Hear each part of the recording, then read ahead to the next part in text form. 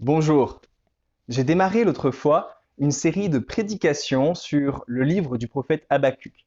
Si vous l'avez manqué, n'hésitez pas à aller sur la chaîne YouTube de l'Oasis et chercher le message du culte du 23 août. Le titre du dernier message était Quand Dieu n'agit pas comme je veux, basé sur Habakkuk chapitre 1, les versets 1 à 11. Ces quelques versets rassemblent la première plainte de Habakkuk à Dieu et la réponse de Dieu à Habakkuk. Nous allons lire ensemble aujourd'hui un échange similaire avec une plainte de Habakkuk et une réponse de Dieu. Le titre ne sera plus « Quand Dieu n'agit pas comme je veux », mais « Quand Dieu n'agit pas quand je veux ». Dans le premier échange, Habakkuk crie à Dieu pour lui demander d'agir face aux injustices en Juda. Et Dieu répond avec une intervention qui semble pire à Habakkuk que la situation dont il se plaint. Dans le second échange que l'on va lire dans un instant, Habakkuk ne semble pas d'accord avec Dieu. Mais il reste tout de même attentif pour continuer à l'écouter. Dieu, de son côté, répond par des bribes dans le temps alors que la situation est grave et la réponse de Dieu urgente. Pour moi, les rentrées de septembre chaque année, c'est toujours l'horreur. À chaque fois que je pense avoir bouclé les plannings, les réponses trop tardives à des mails ou des événements impromptus qui arrivent viennent renverser la quasi-totalité de ce que j'ai planifié comme un château de cartes. Et si vous ajoutez à ça les problèmes d'incertitude liés au Covid, on s'en sort plus. Bon, pour moi, c'est juste insupportable. Mais qu'en est-il lorsque l'on attend sur Dieu, lorsqu'on est en attente de Dieu? La situation d'Habakkuk est bien pire que celle que je peux vivre au travail, même en situation de Covid. Mais est-ce que je reste toutefois attentif à ce que Dieu dit ou est-ce que je pars sur ma propre solution de repli? Lisons ensemble Habakkuk chapitre 1, verset 12 jusqu'au chapitre 2, verset 4. N'es-tu pas depuis toujours, Éternel, mon Dieu, mon Saint? Nous ne mourrons pas, Éternel. Tu as établi ce peuple pour exercer tes jugements. Mon rocher, tu l'as appelé pour infliger tes punitions. Tes yeux sont trop purs pour voir le mal et tu ne peux pas regarder la misère. Pourquoi regarderais-tu les traîtres? Pourquoi garderais-tu le silence quand le méchant dévore celui qui est plus juste que lui? Traiterais-tu l'homme comme les poissons de la mer, comme le reptile qui n'a pas de maître? Le Babylonien les fait tous monter avec l'hameçon. Il les attire dans son filet. Il les rassemble dans sa nasse. Alors il est dans la joie et dans l'allégresse. C'est pourquoi il offre un sacrifice à son filet. Il fait brûler de l'encens en l'honneur de sa nasse. Car grâce à eux, sa portion est grasse et sa nourriture succulente. Va-t-il toujours vider son filet et égorger sans pitié les nations? Je veux être à mon poste et me tenir sur la tour. Je veux veiller pour voir ce que l'Éternel me dira et ce que je répliquerai à mes reproches. L'Éternel m'a répondu et a dit: mets la vision par écrit, grave-la sur des tables afin qu'on la lise couramment. En effet, c'est encore une vision qui concerne un moment fixé. Elle parle de la fin et ne mentira pas. Si elle tarde, attends-la. Car elle s'accomplira. Elle s'accomplira certainement. Il est plein d'orgueil, celui dont l'âme n'est pas droite. Mais le juste vivra par sa foi. Après avoir dénoncé le mal de son pays, Juda, Habakkuk entend que Dieu va se servir d'un peuple plus mauvais encore, les Babyloniens, pour détruire Juda. Habakkuk répond dans le passage d'aujourd'hui avec une nouvelle plainte. Le remède est pire que la solution. Mais il va rester dans une attente de foi, une attente confiante en son Dieu.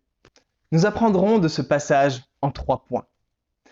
Attendre dans le questionnement, attendre dans de bonnes dispositions et attendre dans la foi. Attendre dans le questionnement.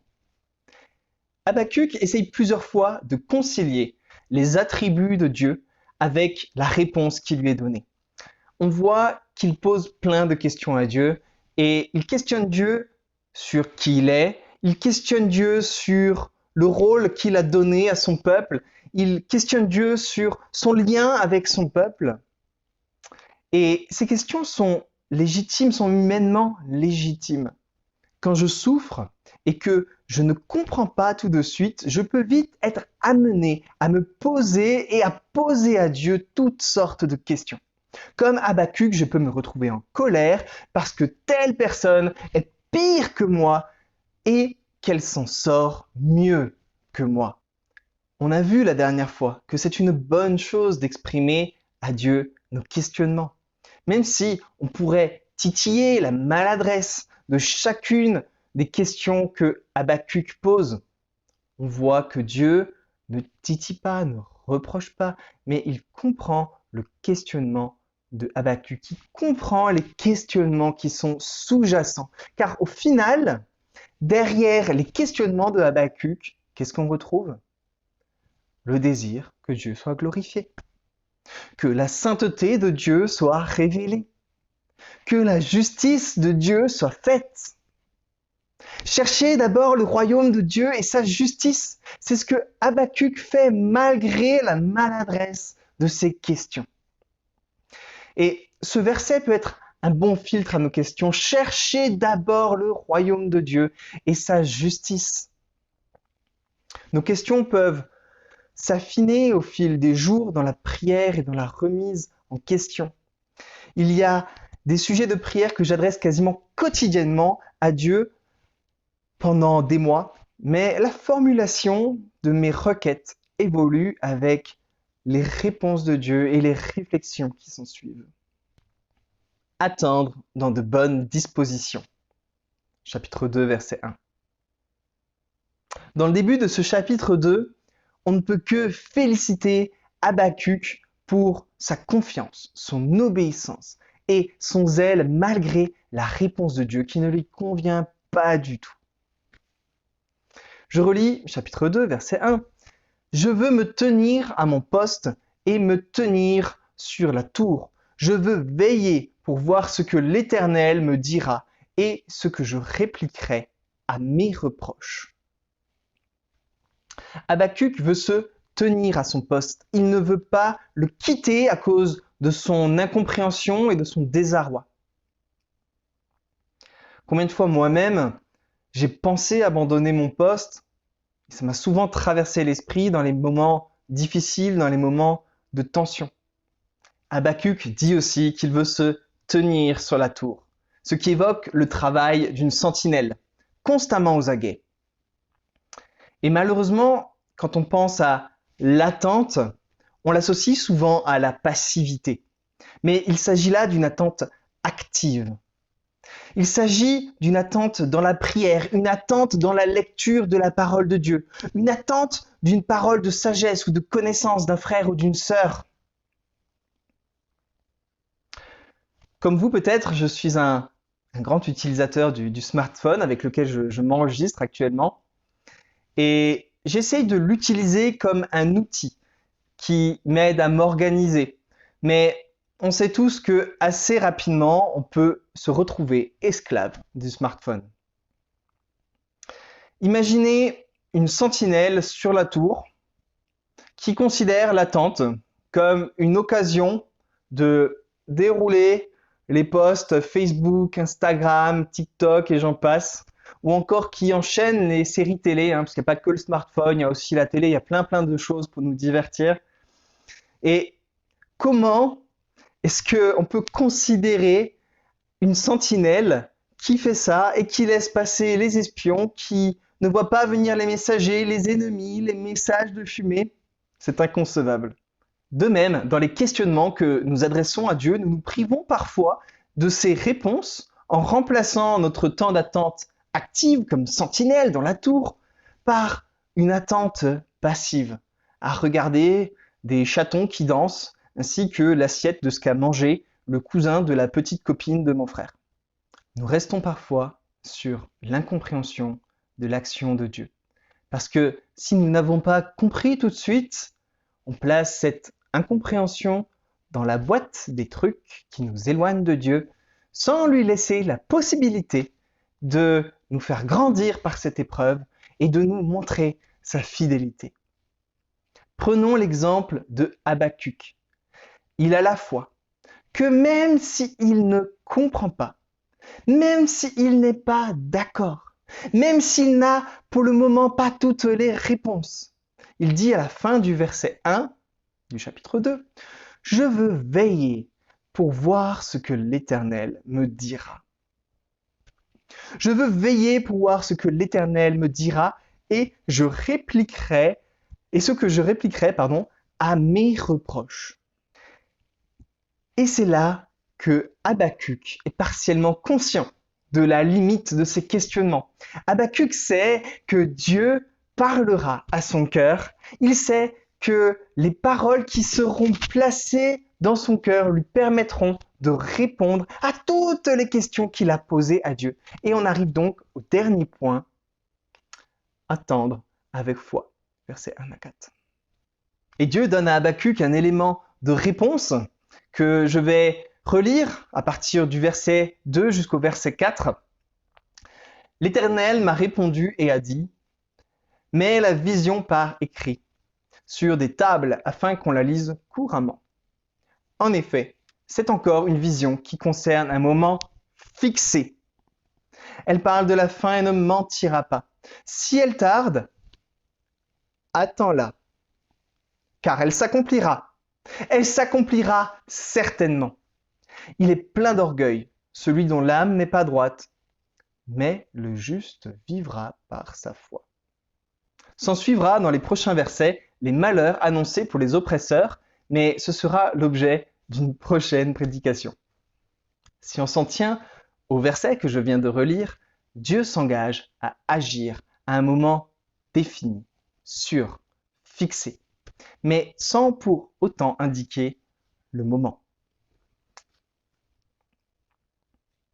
Ce qui est merveilleux avec la Bible, c'est de voir l'histoire du peuple de Dieu et de son salut au travers du croisement des différents livres qui la composent.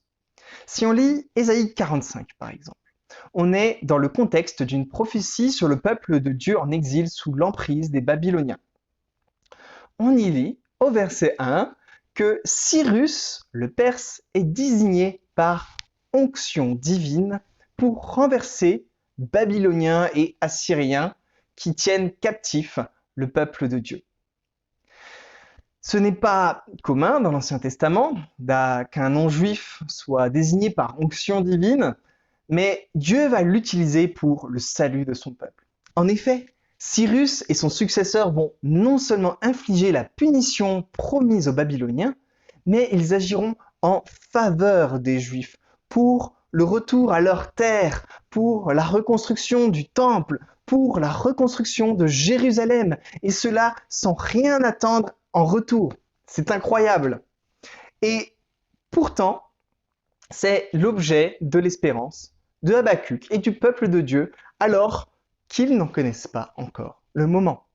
Et ce moment commence environ 50 ans après le début de la captivité de Juda. 50 ans. Et parfois, je me décourage après 3 jours. Je ne te dis pas 50 ans, mais Dieu est fidèle. Et notre foi consiste à compter sur sa fidélité, à compter sur ses promesses. Pour conclure maintenant, adresser nos questionnements à Dieu est une chose normale. Être un peu à côté de la plaque l'est aussi. Cependant, on peut affiner nos questions et les passer à ce filtre, chercher d'abord le royaume de Dieu et sa justice. Aussi, si dans notre attente, nous questionnons Dieu, nous devons aussi savoir attendre de manière active sa réponse sur la brèche, sur la tour, telle une sentinelle, sans nous laisser distraire. Il nous faut aussi attendre avec foi, sachant que le temps de Dieu n'est pas le nôtre et que l'attente sera difficile. Mais nous savons, par la parole de Dieu, par les témoignages des uns et des autres, par notre propre vie également, que Dieu est fidèle.